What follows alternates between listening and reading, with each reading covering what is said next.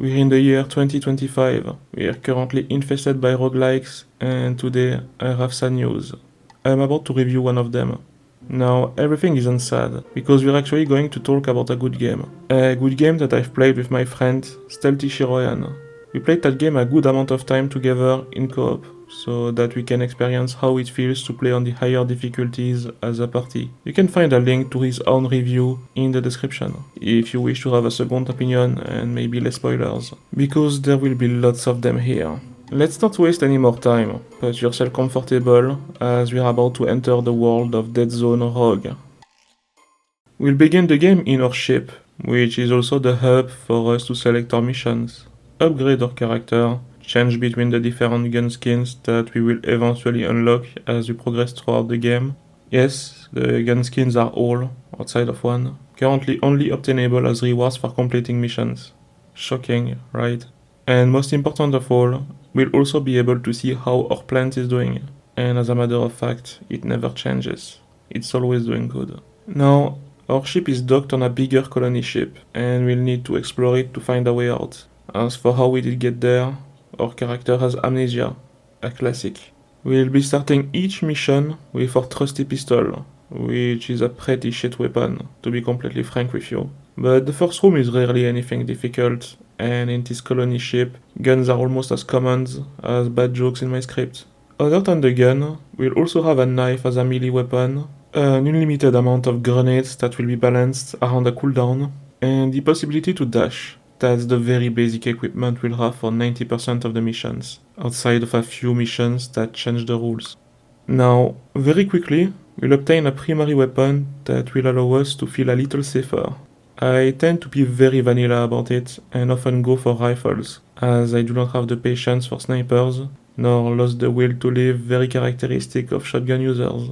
The first mission is divided between 30 sectors, or rooms if you prefer, but that number changes depending on the mission we'll be doing. Some are shorter and some are longer. At the end of the second room, we'll find an item orb to reward us for clearing all the enemies in the area. You get it, every room will have a reward at the end. Only the first room rewards us with a weapon. After that we'll be rewarded by either items, perks and sub-perks. There is a wide variety of them, and it is the core of the game, and what makes it truly interesting. We'll get deeper into that as we continue throughout the game.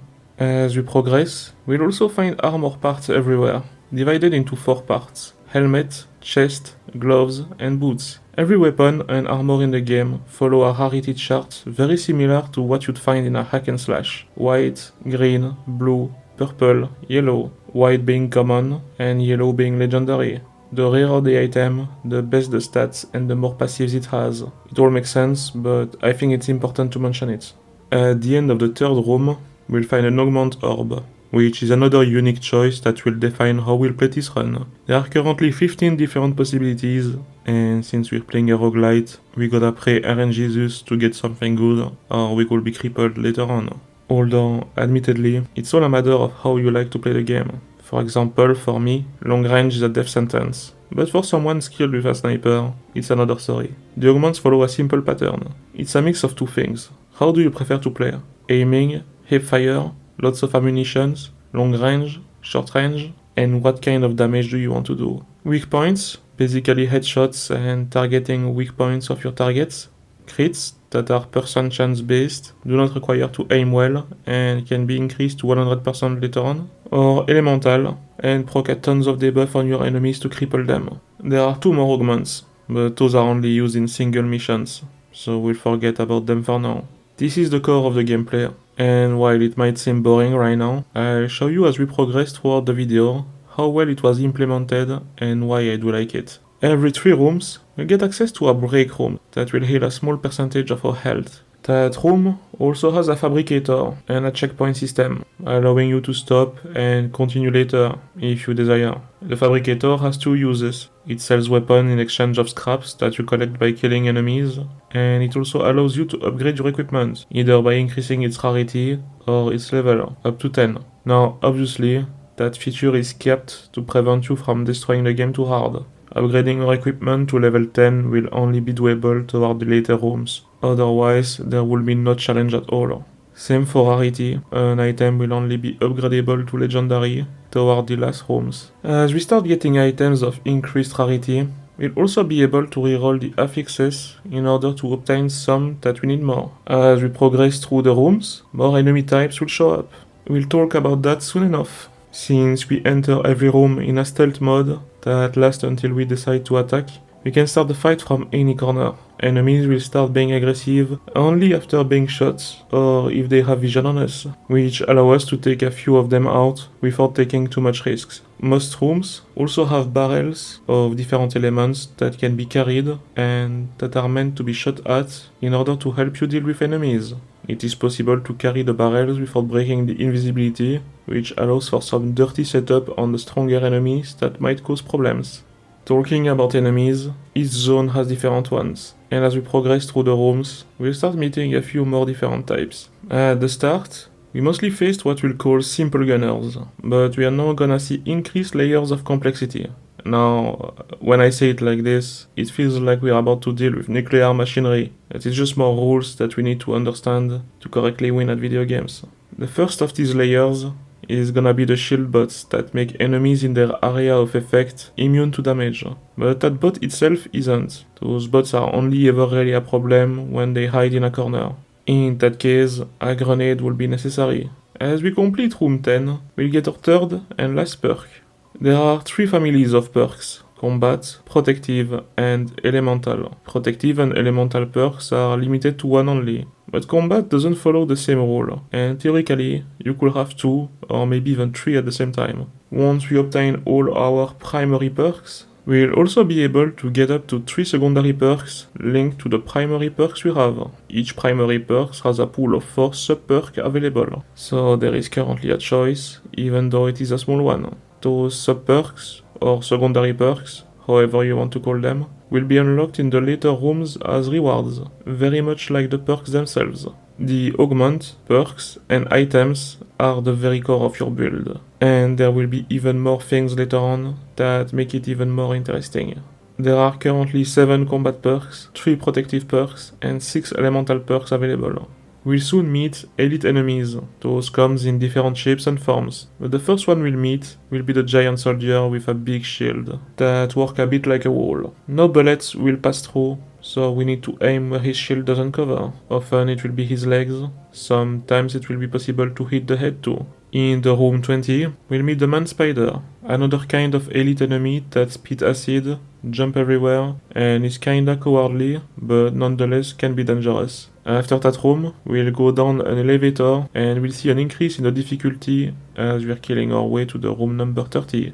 Upon reaching the very last room, we'll be greeted with a boss fight against Siphon, the very first boss of the game. Siphon is some kind of huge flying robot that will turn into a ball to protect itself upon taking too many damage. He will also spawn a tons of enemies to swarm us while doing so. Enemies that range from simple gunner to elite enemies that can be a pain in the ass. He by himself doesn't do much, outside of firing lasers with the accuracy of an intoxicated blind man. But to his credit, taking 100 bullets in the eye, which is his weak point, probably doesn't help aiming well. Upon beating the beast, we'll be rewarded with more components to upgrade our character in the hub, and a small part of the plot will be revealed to us, finally. We'll realize, with some kind of futuristic tech that we used to call a mirror back in the days, that we're a brain sitting in a robotic carcass. Pretty fancy. And now, back in the hub, we've unlocked side missions for the first zone, but also access to the second zone if we desire. And since we're playing a roguelite, we will also be able to spend some resources to get stronger. Upgrades are absolutely necessary if you're not some godlike being at the game, as the character at the beginning is really terrible, and those bonuses are no joke at all. It is even difficult to enter Zone 2 without a good amount of upgrades, as the difficulty spike is real. Side missions will help to farm some materials and will reward us with new possibilities as we complete them, such as unlocking new guns, new perks, or even simply give us skin for our weapons. It is generally a good idea to do them. Zone 2 is where things will become serious. We'll have to deal with a new mechanic called superior items. We'll be rewarded with these items every time we enter that room with the fabricator. These items can be upgraded in the hub once we find components for them. unlike normal items, and they give some pretty nasty buffs. Unfortunately, going back to the first zone after finishing this mission will not unlock the superior items for it. Each zone has an additional mechanic, and as we progress through the game, it gets more and more complex, but it also becomes more interesting, which makes the first zone quite boring to replay once you start to really feel how the game is supposed to be played. The second zone will not wait long before throwing new enemies at us either. We'll start meeting enemies that are immune to bullets. Notice that I said bullets, because throwing a grenade or using melee are two simple ways to deal with them. We'll also meet bots that spawn more enemies, and while they are immune to bullets as well, they remain relatively squishy, so it is just a question of getting rid of them quickly before they spawn too many enemies. This zone overall starts to push the game more into the fast-paced arena shooter the game is meant to be, with rooms that require us to dash from one platform to the next, and enemies that become increasingly more dangerous, such as the giant bots shooting a freezing beam at us. No need to explain why being frozen in the middle of a crowd of angry robots is a bad thing. As we progress through the rooms, we'll sometimes find logs on the floor. These logs spawn completely randomly in some rooms, come in a definite order, and thus cannot be missed, which is a way to add a bit of lore to the game, without forcing players to explore the entire arena every time to find them. As for the content of these logs, some are voiced, some are not. They follow the story of a few characters before and after entering the colony ship, and while they help understand better what's happening, most of them are pretty lackluster. The colony ship was meant to go from Earth to Mars, in order to colonize a new planet. That's why a few select chosen were handpicked, one of them being an influencer. Now, as we could see, not everything went according to plan, and the AI of the colony ship went completely nuts, and took control of everything. Listen, I'm not about to say that it's the influencer's fault, but I could see why the AI felt like it was time to take the matter in its own hands. As we progress through the rooms, we'll hear a voice in our head, asking us a silly question. Why are we built incorrectly? That's a pretty good question, buddy. As we continue, butchering robots like maniacs, we finally reach the medical level. You can feel it, medical is where every fucked up things always happen. The voice once again shows up to tell us that we won't comprehend what lies ahead, which is probably a good guess since our character doesn't seem to understand anything about what's happening here anyway. We'll now meet another new enemy mechanic. I do not know what it is, and I do not want to make guesses, but it forces us to look at them if we get too close. As we enter the surgery suite, we notice that the robots are harvesting the brain of the colonist, and they have already made a pretty good collection. As we reach the room 30, we meet the second boss of the game, CEO Clone. The CEO will spawn enemies, create clones of himself, and create a barrier to separate the area in half. But he isn't much of a fight for us currently. As we progress through the end of the zone, we'll meet another pilot, just like us. He was rushed when he opened the door to his ship and lost neural link to his body in cryosleep, which means that we're in fact a clone, just like he was. We'll discover things talking about technology to transfer memories between clone brain and human bodies, with possibilities to remote control the clone brain while in cryo. It will also talk about the pilots having their bodies somewhere on the ship. We'll find one last log advising us to break away from the colony ship as the link is down and dying will mean being wiped, which is obviously not true for us, as I in fact did die a few times. The last thing he tried to do was to get to the Admiral, but we sort of know that he didn't make it, since he got stormed as soon as he opened the door of his ship, like a clothing store on Black Friday. The third zone will not wait a single minute to set the tone, some kind of parasite on the wall, and possessed soldiers that upon dying have their soul trying to screw us one last time. These guys know how to receive guests. That's not all, we'll also meet the leeches, that can bite us if we do not get rid of them fast enough, and the plants. Can we call this a plant? That hang on the roof and drag us to them, making sure that we soak all the bullets from their friends. Now, there is a new mechanic in the third zone to help us against all these hostile beings ready to stab us and drag us to the pyre. It's called synergies. Certain items and superior items will now synergize to give us additional buffs. So in theory, it is often better to at least consider picking items that synergize together, but that's not always the case. It adds another layer of complexity that makes the game even more interesting, but will only be available in the third zone. Now that we've talked about every single gameplay mechanics, I'd like to talk about difficulty and how the game is balanced. Deadzone Rogue isn't exactly an easy game, but it makes the choice to allow the player to become completely godlike through upgrades, and the way they decided to balance that is that some enemies can deal a ridiculous amount of damage on the highest difficulties.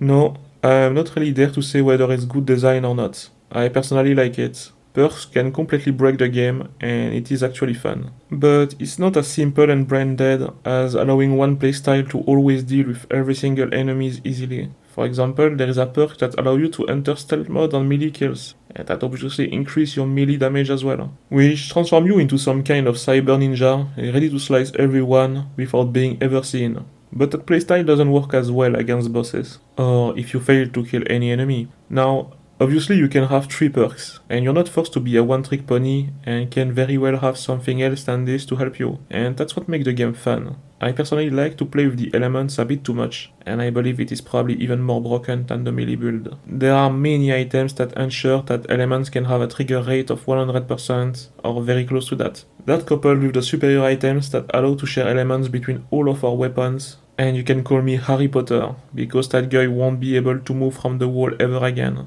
We've done some of the most disgusting things to the robots of this game, and I would understand if they were feeling a lawsuit. Basically, each element can have 2 different effects. I personally love the psychic element that allow to either put the enemy in telekinesis before slamming them on the ground, or the psychic punch that push back enemies every time it procs. If you're more the vanilla kind of guy, there is the possibility to freeze enemies with the cryo element, burn them with fire, or the classic chain lightning. And many other things, such as the purple balls that you can see on the screen. It's the plasma element that does a ridiculous amount of damage to everything getting close. Now back to the third zone. We'll find the Admiral, and he isn't doing great. He was transformed into some kind of man spider, and is the mini-boss of the 10th room. The Admiral is trigger happy, and upon taking too much damage, will summon shielding bots to protect him. Obviously, he'll also summon his groupies to help him. In the next room, we'll hear a distress call from Dr. Victor. He'll explain lots of things to us. The colony ship was hit by an EMP blast coming from Earth, as it was on its way to Mars. That EMP blast did damage heavily the colony ship, and especially the computer core. That core was designed not only to use synthetic parts, but also organic living tissues. Since the EMP blast did disable the core synthetic component, the core, trying his hardest to keep everything under control, redirected everything he could, machines and drones, to harvest things. For example, the colonists inside the ship, currently in cryosleep. As the core started consuming more and more colonists, it became some sort of hive mind, with the consciousness of the colonists it absorbed. The core's goal is still the same, make sure the ship reaches its destination and colonize Mars. Dr. Victor insists that the core is a threat for humanity, and if he was able to colonize Mars, no good will come from it. He must be stopped at all costs. As we continue through the rooms, we'll find our body in cryosleep. We'll transfer it to our ship through the computers nearby. The third zone will also have its own platforming segment, with the plants trying to make us fall. But falling is never lethal, and instead just put us back at the entrance with no shield and maybe a bit less health points. Room 20 will also have a boss waiting for us, some kind of giant Goliath that is more impressive than anything. Its biggest feature is the amount of time he'll be shielded during the fight, which should prevent us from rushing him down. As we get closer to the end, the rooms will now be completely covered by parasites. Room 29 is an elevator where enemies fall down from the sky, and when we finally reach room 30, we meet the final boss, the core. The core has one weak point, that kind of USB socket in the middle of his face. But unless we have a build to do lots of damage to weak points, it's not a very effective method to get him down. Instead, killing his tentacles when he spawns them is a much better alternative for other builds, although it takes a while. He'll obviously spawn many enemies while we fight him. He will also have invincible moving tentacles throw us in the air if they hit us, and he'll send some fireballs our way. Upon beating the core, we'll be going to the other side and we'll be served with a second round. He'll fight us with similar patterns as before, but he's now on steroids, and will attack and make his tentacles move faster. But he will also go down faster, as he spawns his tentacles for us to kill more often. Now that the core is finally out of the picture, we'll have one last talk with him. I've got to win this before it can recover again. Wait, do not kill us. Take the escape pod, and we will release your ship and send the remaining colonists to Earth. We will go to Mars and have peace. Bullshit! You've been trying to kill me this whole time. You've killed most of the colonists already. They still live. Their consciousnesses are a part of us. I've tried to explain this to you.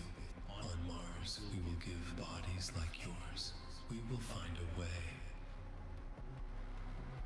God damn it. If I blow up this ship, we all die.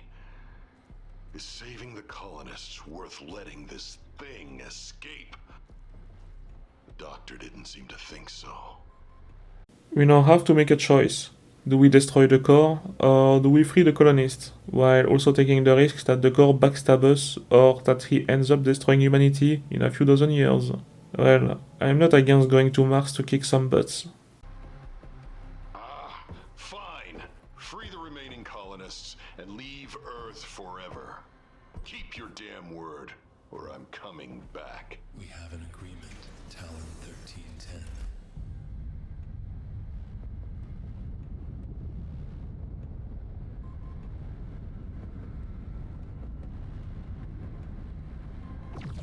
We are not done yet. The core kept its word and released all the colonists. We'll find some familiar faces that we've seen before on the logs.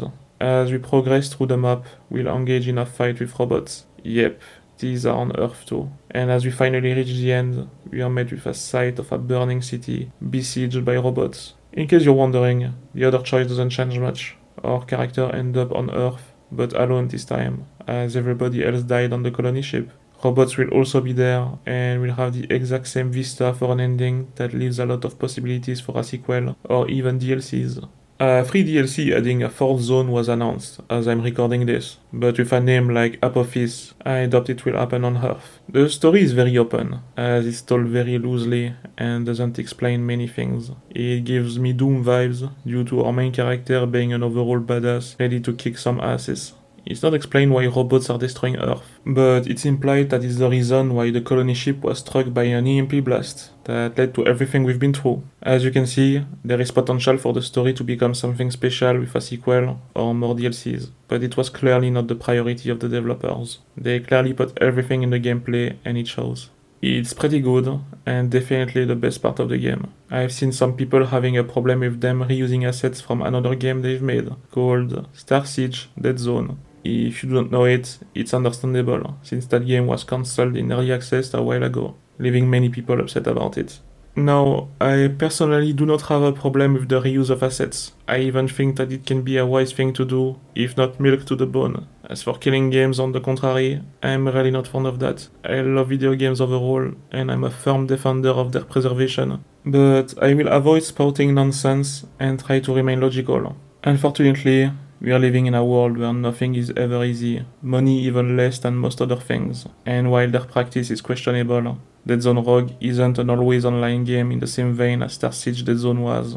I'm not vouching for them in any way, I'm just reporting on what they've done, while trying to remember that they are small indie developers, and maybe just made a mistake and had no other choice. To end on a more positive note, and since we're talking about online, since I've played with StealthyShiroean, that lives in Japan, and I in Europe, I found the online to be pretty good. There was a small delay that was mostly noticeable while using melee, but it was really minimal. The game supports up to 3 people co-op, and it's a good thing that the online is pretty good, because I feel like it was meant to be played with people, and when played solo, it really loses a bit of its charm.